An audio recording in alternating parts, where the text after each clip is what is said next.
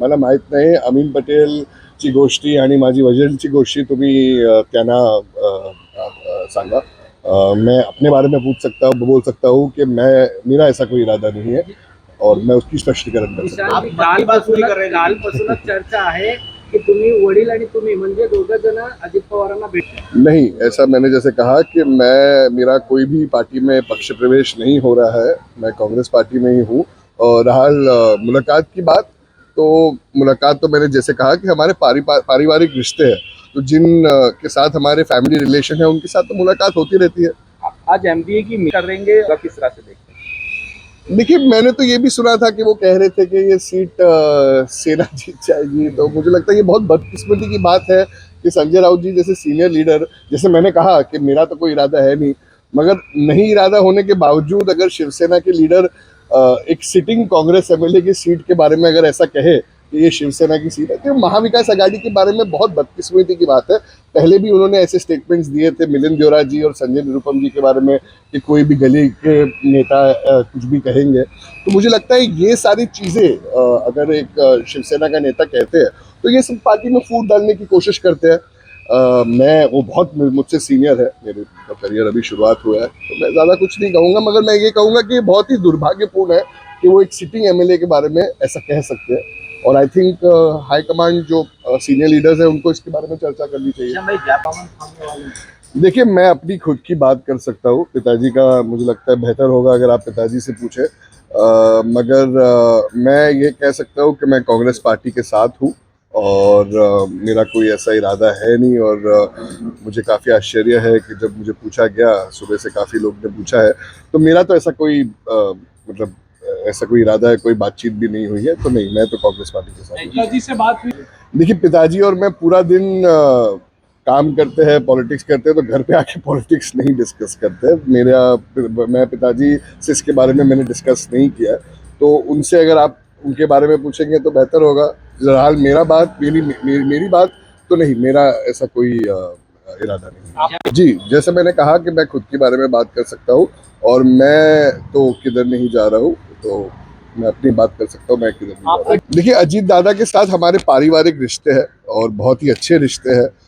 आज से नहीं, बहुत कई सालों से, जब हम महाविकास आघाड़ी में भी साथ थे और मुझ पे अन्याय हो रहा था, तब अजीत दादा ने ही साथ दिया था.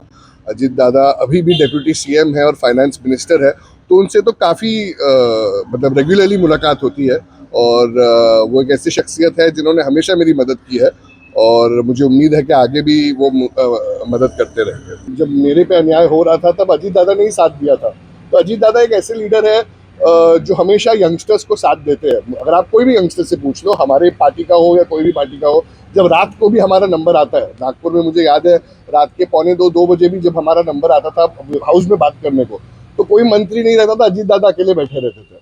तो वो एक उनकी खासियत है. और रात को भी हमारे साथ विधान भवन में रहते हैं और सुबह 6 बजे उठ के काम भी करना चालू कर देते हैं. वो एक खासियत है, इंस्पिरेशनल है. आपकी तारीफ शायद आपके साथियों को नागवार गुजरे दादा की. नहीं, तारीफ तो देखो, मैं एक ऐसा इंसान हूँ जो अगर मुझे कोई अच्छी चीज़ लगती है एक लीडर के बारे में, तो मैं दिल खोल के बोलूँगा और मुझे उसमें कोई संकोच नहीं है. आप संजय राउत के खिलाफ बात कर रहे हैं, अजित पवार के पक्ष में बात कर रहे हैं, क्या मैंने संजय राउत जी, मैंने जैसे कहा कि ये सब बहुत सीनियर लीडर है और उनके सामने मेरा बोलना सही भी नहीं है और मेरा ऐसी अपब्रिंगिंग भी नहीं है. मगर जैसे भाई साहब ने कहा कि संजय राउत जी ने खुद अगर कहा है कि नहीं, ये सीट अगर ऐसा हो रहा है तो मुस्लिम वोट्स का विभाजन होगा, ये सीट हमारे शिवसेना को जाएगी, तो कौन से कम्युनिटी के साथ हमदर्दी दिखाता है वो तो सबको पता है. और कितने सालों से क्या होते जा रहा है, कौन कैसा कर रहा है, वो तो सबको पता है. मगर ऐसा बोलना जब आप एक अलायंस में हो, मुझे लगता है दुर्भाग्यपूर्ण और बदकिस्मती आहे. अभी हे मेरा पर्सनल ओपिनियन आहे. मला पण माहित नाही, तुम्ही मला सांगा. मला माहित नाही. सुबह से मुझे भी फ़ोन आ रहे हैं, दिल्ली से भी फ़ोन आ रहे हैं कि ऐसा है. तो मैंने कहा कि नहीं, मेरी तो ऐसी कोई बातचीत हुई नहीं है. बहरहाल अगर पिताजी के बारे में बात करना है तो पिताजी खुद आएंगे, आप उनसे पूछिए. अगर पिता कांग्रेस में रहेंगे नहीं, मैंने जैसे कहा मैं कांग्रेस पार्टी में हूँ और भविष्यवाणी पिताजी के बारे में मुझे पता नहीं अगर क्या हो रहा है, वो आप उनसे बेहतर पूछेंगे। मैं तो कांग्रेस पार्टी से ही हूँ और मैं मेरा जान मुझे देखिए इस बात के बारे में एक्चुअली नहीं पता कि किसने क्या बोला है। मैं इसके बारे में फाइंड आउट जरूर करूंगा, आपके माध्यम से भी मुझे पता चला है और मुझे जब मैं पता करूंगा कि ये बात कैसे फैली है, क्योंकि इस बात में कोई सच्चाई है नहीं फिलहाल। और जी उसके आगे मैं क्या येणारा काळ संघर्षाचा वाटतो.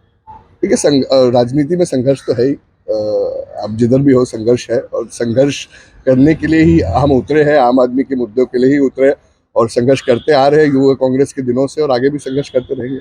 थँक्यू.